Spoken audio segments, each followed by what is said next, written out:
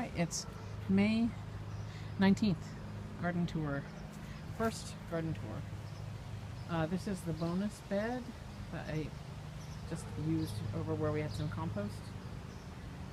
There's the closer line is 55-day carrots, and on the second line of carrots is 60.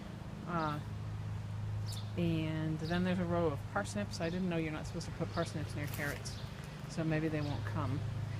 Then there's two very kind of messy rows of chard, and lots, even though I dug a bunch out, there's lots of volunteer tomatoes in here, like 6 that I can see, and some squash too. Behind me, this is our west bed. There's Ollie making a track. Is 2 rows of onions. The far row of onions I planted too deep, and they're not doing as well as the other row, even though they've all only been in for about 5 days.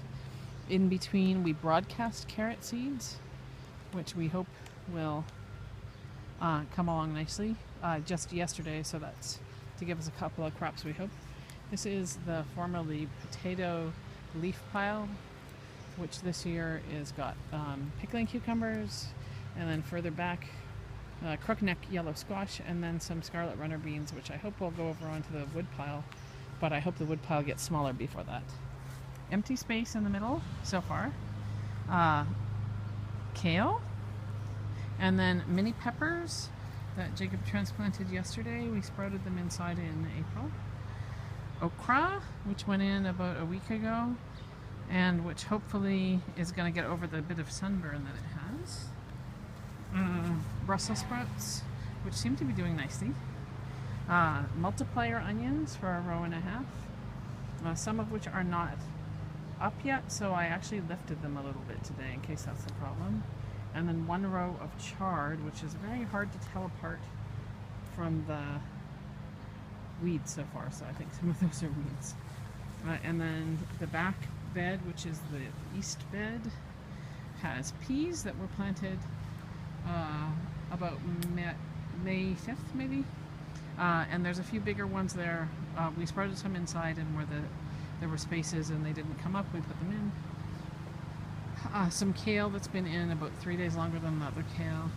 A crookneck squash that we sprouted inside. Rhubarb that we thought was dead because it died last year twice. It came up and died and came up and died. And so we just put the bed on top of it, and alas, it's not dead. So we'll see how it does with its roots under the edge.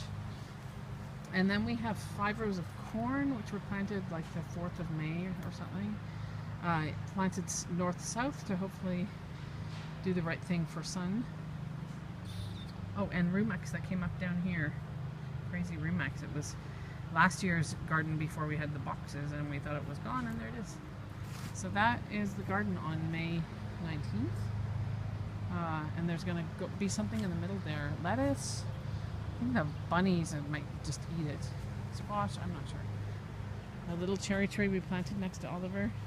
And then the magic cherry tree that we found out lives here. Who knew? We had a cherry tree here. Once another tree came down that gave us the shade for the garden, it also gave the tree enough light to bloom. Last year we didn't get any cherries because the birds ate them all, but we still hope.